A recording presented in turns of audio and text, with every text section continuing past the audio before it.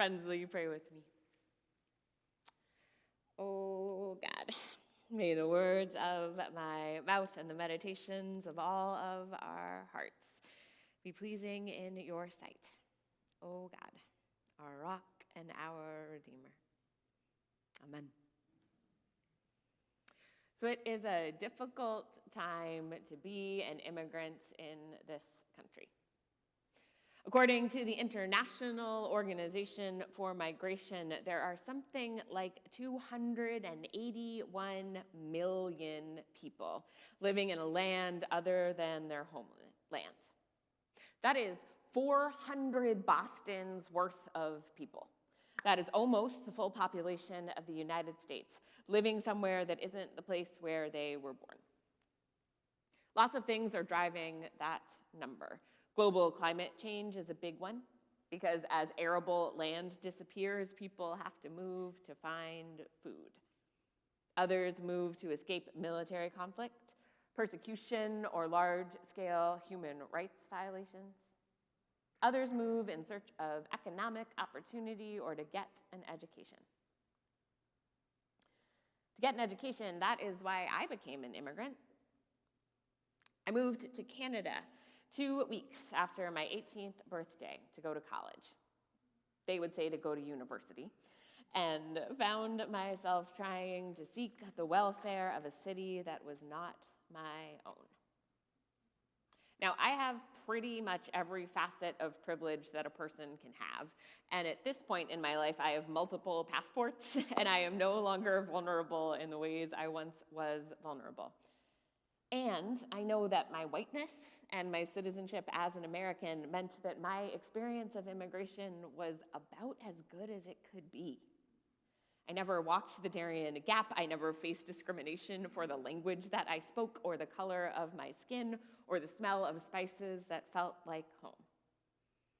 I had it about as good as one could have it. And it was still terrifying.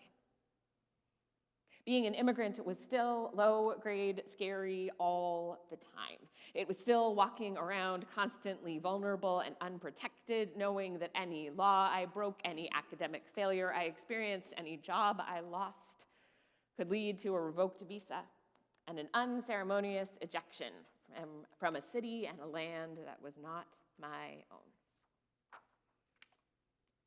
Seek the welfare of the city where I have sent you into exile, and pray to the Lord on its behalf, for in its welfare you will find your welfare.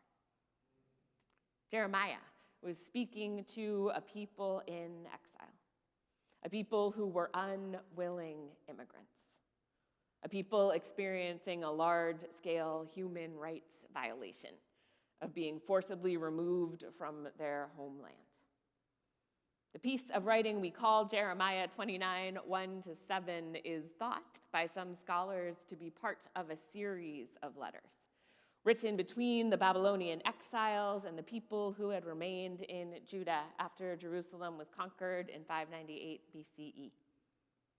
The passage can be read as a letter of advice to people trying to figure out if they can still sing songs to God in a foreign land, if they can find a way to live any kind of faithful life without access to the temple, without their religious, political, and cultural ways of knowing and being.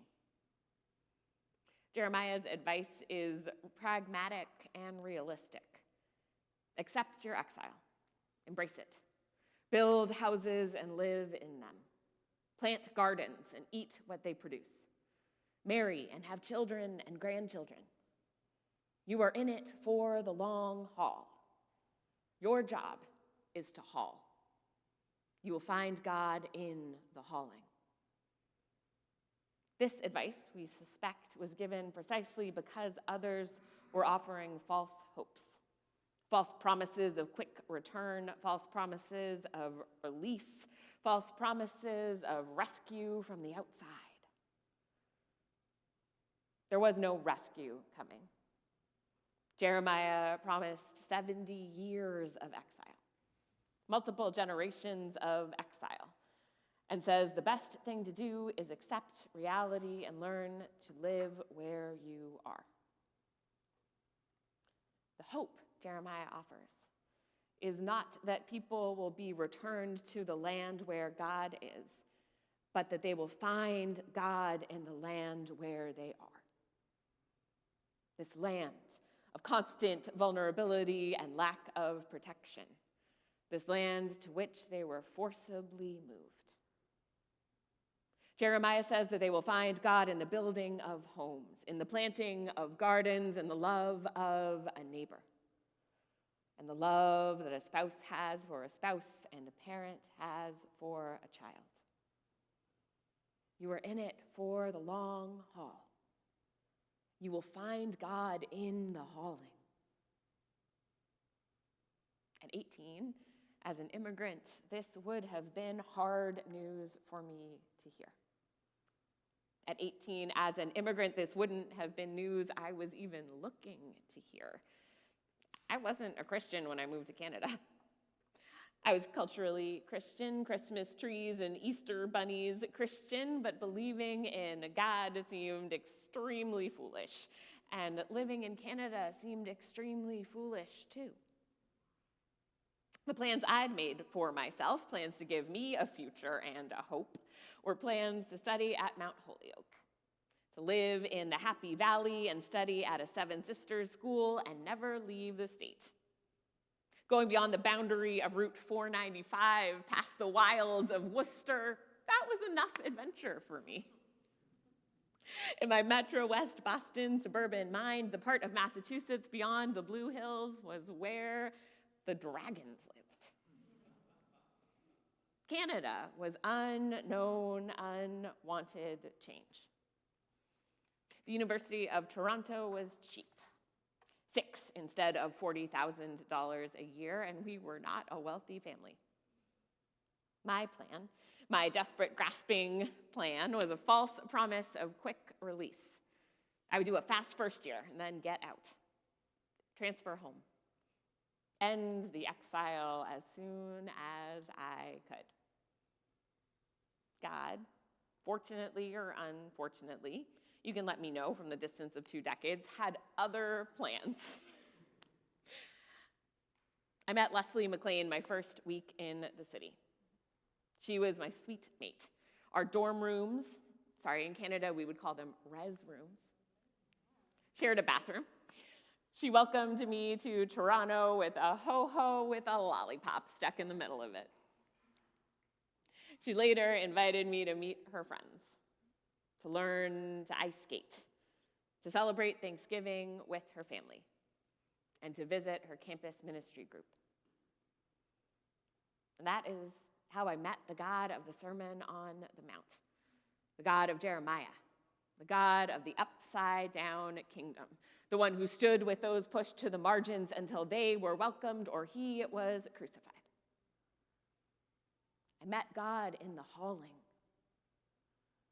By the end of my first year, I could not imagine leaving a land where I had built a home, where I had planted seeds of friendship which bloom to this day, where I had fallen in love with a boy who didn't know that I existed. I was 18, but where I had found God.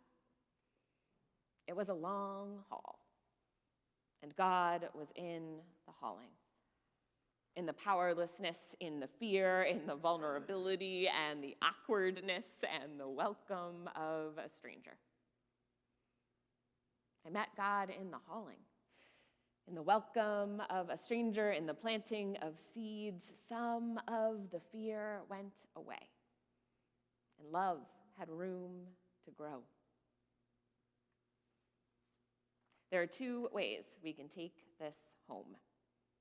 2 ways we can bring it into our present day long haul, into the hauling that we face in the days and weeks and months and years to come. The first is to remember our neighbors, to do our very best to act with compassion, to be the welcoming stranger, to remember the children impacted by ICE raids in South Boston, scared to go to school. To think of the people sleeping at Logan, unable to find a safer place to lay their heads.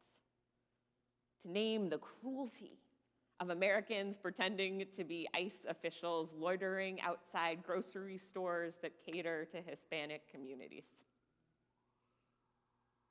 It is our job as God's people to welcome the stranger, to seek the welfare of the city by showing concern for all of the material, physical, and spiritual well-being of all of its people. That's number one. And because we love a God who calls us to love our neighbors as ourselves, number two means it is also our job to tend to the places where we feel like strangers in a strange land right now. To the places where our values and our identities, our religious and political and cultural ways of knowing and being feel threatened and far away. To the places where forcibly moved and scared all the time feels like the new normal.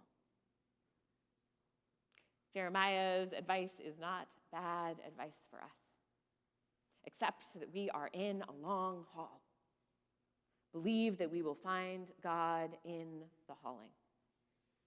Build houses and live in them. Treasure your roommates, your housemates, your partners, your families. Sit on the floor with them and cry.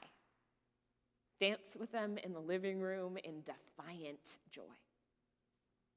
Plant gardens and eat what they produce. Plant seeds where you can. In communities, in schools, in your window box, in your church. Give of yourself from the places where you have extra to give. Stay tonight.